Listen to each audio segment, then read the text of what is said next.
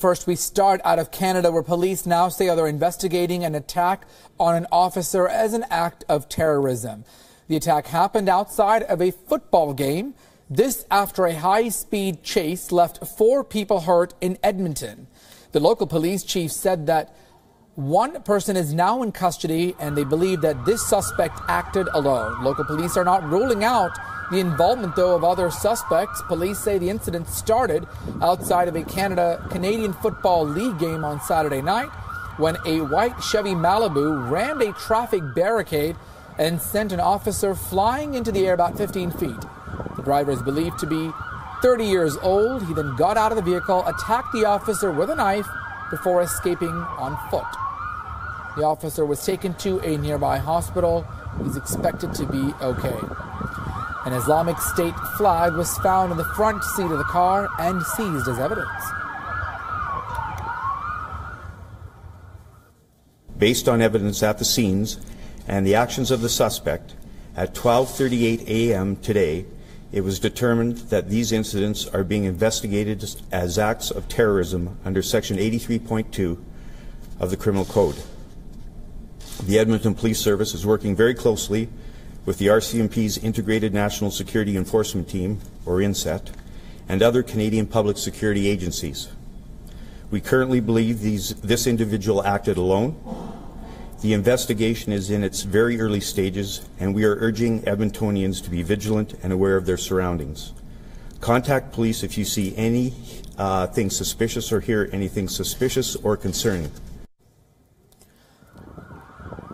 All right, let's go to our senior foreign editor, Padma Rao, joining us from the newsroom on the very latest. Padma, you know, a lot of this draws a little bit of a parallel to what's happened in Europe not too long ago with people using vehicles as weapons for destruction. I understand that a ISIS flag was found in the passenger seat of this vehicle. What more are you able to pick up and tell us?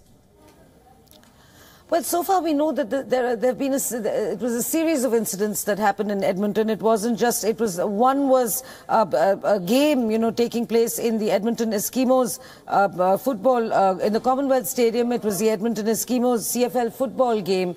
And this, the Chief of Defence Staff of Canada also happened to be present. It was Military Appreciation Night. And there were, you know, there were about lots of kids attending this game. And this is when the first car, which was a white Chevy Malibu, approached a traffic control point at a very high speed, and it crashed through a barricade and it rammed an officer, threw him up in the air 5 meters. That was one incident. And then, of course, the driver hopped out of that car and began to stab a police officer who has been severely injured. And then, as you mentioned, Archit, an Islamic State flag was found on the front seat of that car. Now, a few hours later, when the fans were coming out of the game, there was another car, a U-Haul Cube van, which was stopped at a checkpost somewhere downtown. And when he was asked for his license, the driver, the police spokesman says that the name on the identification card was very similar to that of the registration papers of the driver of the other car, the Chevy Malibu. So these are, police are treating these as a series of linked incidents. Now, when we say acts of terrorism, you know, of course, just the fact that an Islamic State flag was found on the front seat does not automatically mean that this was an act of Islamist terrorism perpetrated by the Islamic State. But it is certainly, I think, any incident where you have cars ramming into passers-by or, you know, ramming into police checkposts, and a man who actually gets off and stabs at a police officer at random. I think any of these acts any acts of severe crime can be called acts of terrorism anyway. Padma, we're also sort of monitoring the chatter on this on social media. We understand that several police cars, in fact more than a dozen, were in pursuit. All of this, of course, happening late on a Saturday night, where we can imagine at a game the crowds can certainly be a large crowd, a large group of people. And as you also rightly so pointed out, the fact that there was a flag perhaps could indicate terrorism. But I mean, Canada, though, typically hasn't seen a whole lot of this in the past, at least. We've seen this unfold in cities in Europe, but, you know, could this be perhaps a copycat incident? Could this be sort of prompted from other incidences around the world where there are copycat situations or attackers inspired by terrorist organizations from around the world, not necessarily ISIS, even though there was an ISIS flag. What can we extrapolate from that? Well, just the fact, this modus operandi of cars or buses or trucks ramming into crowds of people, or driving into crowded areas on pedestrian zones, which have been, which is what happened at the Christmas market in Germany, which is what happened in Nice in southern France. And those incidents, of course, those terror acts took far, greater tolls.